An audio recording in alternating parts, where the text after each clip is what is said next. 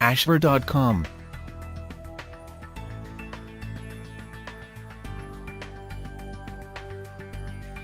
Hello and welcome to ashver.com. You are watching an interesting video on best ways to fix your plantar fasciitis. Learn how to fix your heel pain when nothing else works. Please read the disclaimer carefully.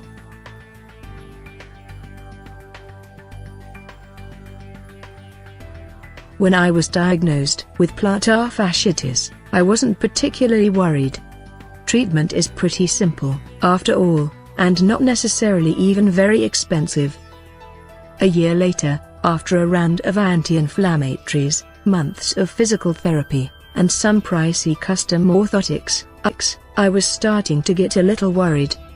My plantar fasciitis was mostly under control, as long as I didn't run. But as soon as I did anything that involved a little extra impact, running, jumping, even a long hike, the plantar fasciitis flared up. I was starting to worry that I wouldn't ever run again, and the reading I did suggested that if I wanted to avoid surgery, I might need to spend 6 weeks completely off my feet. And let's get serious. What were the chances of that? Plantar fasciitis emerges when the plantar fascia, the long ligament that runs from the heel bone to the forefoot, develops tiny tears that produce pain and inflammation. Most times this feels like an ache or stabbing pain under the heel, but if you aggravate that ligament enough, you can also feel a sharp pain along the sole of the foot. Lots of things can cause plantar fasciitis, but they boil down to some combination of overuse and inelasticity. If your plantar fascia can't stretch enough to comfortably absorb whatever pressure you're putting on it, you're at risk of tearing it.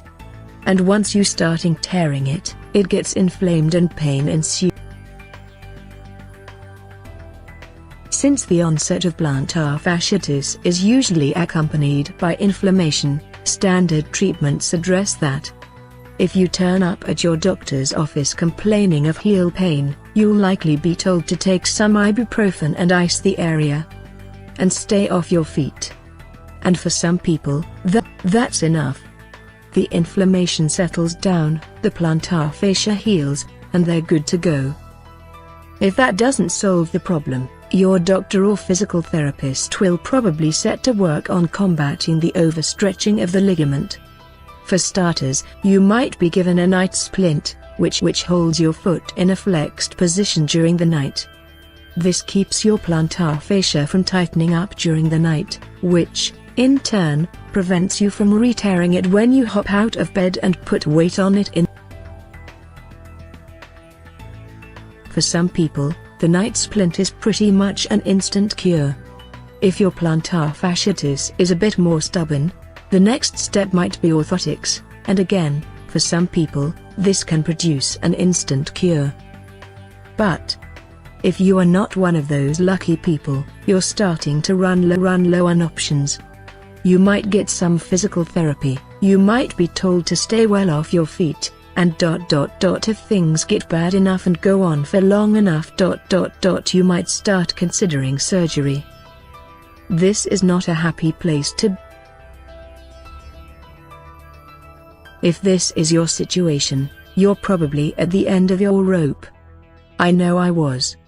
I started seeing an acupuncturist, a reflexologist, and a chiropractor, all in hopes that something would make a difference. See, the problem at this point is not inflammation. The problem is that ligament that keeps getting aggravated. Inflammation and pain are the symptoms, not the cause. So icing your foot and popping Advil isn't going to help after a certain point. And orthotics and night splints that keep the ligament from overstretching can only help so much. What you need is flexibility, not just in that ligament, but in all the muscles near it, plus all the muscles near those muscles, so that your whole foot and lower leg is flexible enough to absorb whatever impact you subject it. So really, and I know this will be hard to believe if you've been fighting plantar fasciitis for a long time, you need a good, consistent stretching program. And that's it. There's other stuff you can do, of course, But if you're really good about thoroughly stretching multiple times every day, that's probably all you need. The trick, though, is to stretch every day, multiple times per day, for 4-5 minutes per session.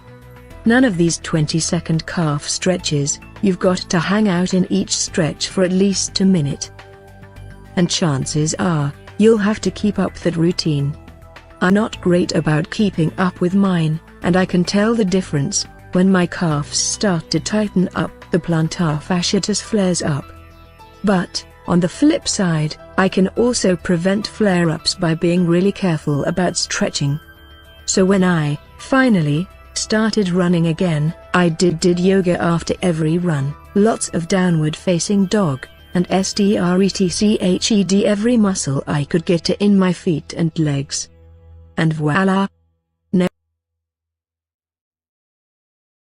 I had tried just about everything before I stumbled on the stretching secret. I had night splints, acupuncture, reflexology, yoga toes, foot massages, the works. Some of it helped, and much of it helps a lot conjunction with good stretching, but nothing really did the trick until I ran across Jim Johnson's book, The 5-Minute Plantar Fasciitis Solution. Johnson does a nice survey of the research on plantar fasciitis and makes a pretty compelling case for treating it as a problem of tight muscles rather than chronic inflammation.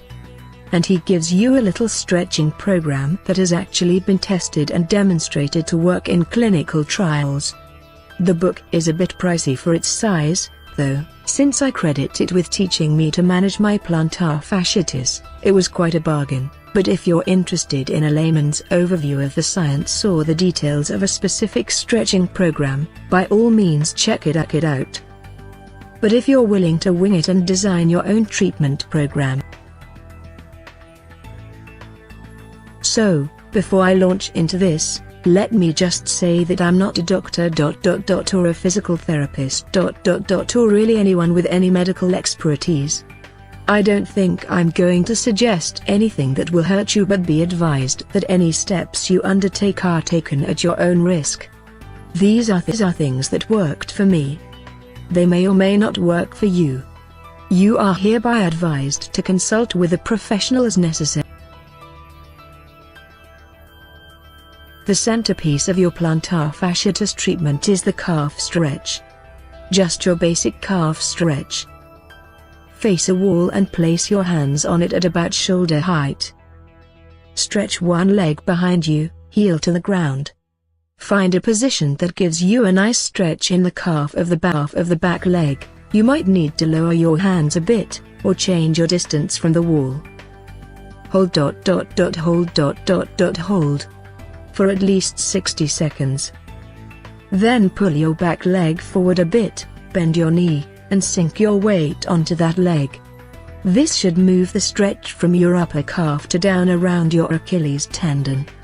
Again, hold for at least 60 seconds. Repeat the whole process with the other leg. And then run through the whole shebang again on each leg. Do it a third time if you're feeling motivated. Repeat 3 times. Stretch the bottoms of your feet. Kneel on the ground. Tuck your toes so the bottoms are pressed against the floor and settle your weight back onto your heels. Depending on how flexible your feet are, this will range from intense to excruciating. But it's really, really good for your feet. Use a tennis ball to release tight muscles. Easy version: sit on the ground, place a tennis ball under your calf, and roll it around with your leg. If it hurts, you've hit a tight spot. Keep it at that location for as long as you can stand it. Harder version, but worth it. This is a trick I learned from my yoga teacher. Along the outside of your lower leg, there's a place where the muscles on the front of the leg meet the muscles on the back of the leg. That meeting forms a little bit of a trough that runs the length of your lower leg. Get the tennis ball into that trough, put as much of your weight on it as you can, and roll the ball up and down under your body. This involves a certain amount of writhing of the floor, but it's so worth it. It will probably hurt, but the more it hurts, the more good it's doing. If you get the tennis ball in the right spot, it will release those muscles like nobody's. Soak your feet, and as much of your leg as you can, in hot water. This is self-explanatory, right? Damp heat relaxes muscles. Add some Epsom salts if you want to get fancy.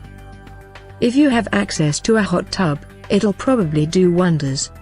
I don't, so I use a dishpan of hot water. Live in the high life. Use a heating pad on your calves. Follow with a calf massage.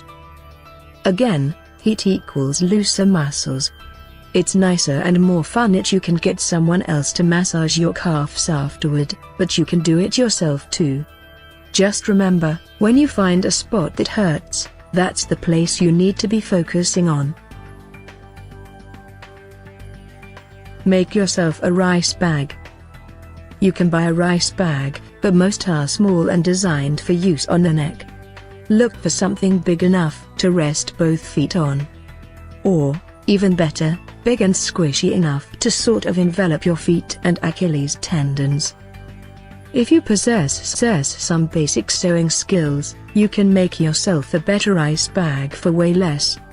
My grandma used to make them for me. Basically, you're going to sew a bag out of some fabric, something pretty basic, like muslin.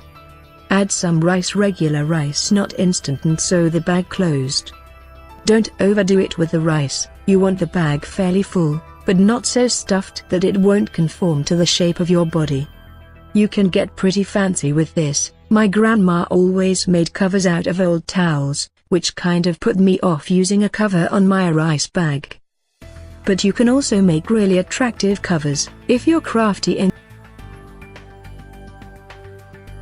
To use, you'll heat the bag in the microwave. How long depends on how big you made your bag. A smallish bag, 6x10 or so, would need 2 or 3 minutes. I have an extra big bag that I heat for 7 minutes. Play around with it, just be careful not to scorch the rice. The rice bag works on the damp heat principle. As the rice heats, it releases moisture, so you end up with a really nice, heavy heating pad. Really, a warm rice bag is just so comforting, plus it retains heat for quite a while, so you can take it to bed with you and it'll stay warm for much of the night.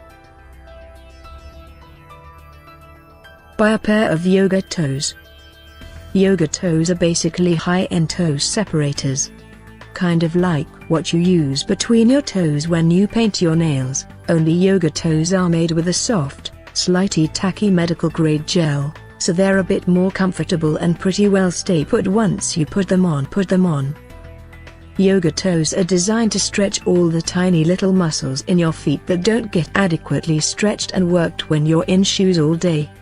You start out wearing them for 15 minutes or so and as your feet adjust, you'll build up to an hour or so. I often sleep in my yoga toes with my feet resting on a rice bag. True yoga toes are surprisingly expensive, but totally worth it, as far as I'm concerned. There are knockoffs, but I haven't tried them and don't know how they. Take a yoga class. Yoga makes you stretchy, and stretchy is good. See a reflexologist. Depending on where you live, it might be hard to find a good reflexologist. But if you find a good one, it's worth every penny. This might be a personal preference, but I like a reflexologist with a lot muscle. I want her to be able to dig right into the muscles of my feet. As with so many things, it seems to work best when it hurts a bit. Or a lot. Get a massage. You know the song about how all the bones are connected, the thigh bone connected to the backbone connected to the neck bone? Well, the same is true of your muscles. If your neck is stiff and your back is achy, guess what? Your legs will probably be tight too. A good massage can help address all that, especially if you can afford it regularly. get some acupuncture. If you have the cash or the health insurance for it, get thee to an acupuncturist. A couple sessions on your calves and feet can turn your calf muscles to butter. Nothing will fix you up as quickly as this will. You'll still need to stretch. But the stretching will be easier and you'll see the results much faster. Thank you for watching this interesting and informative video. This channel offers motivational, inspirational, valuable and informative videos to soothe, cleanse and inspire your health, mind, body and spirit. You can find lot of interesting videos on wide range of topics here. Stay tuned and keep watching.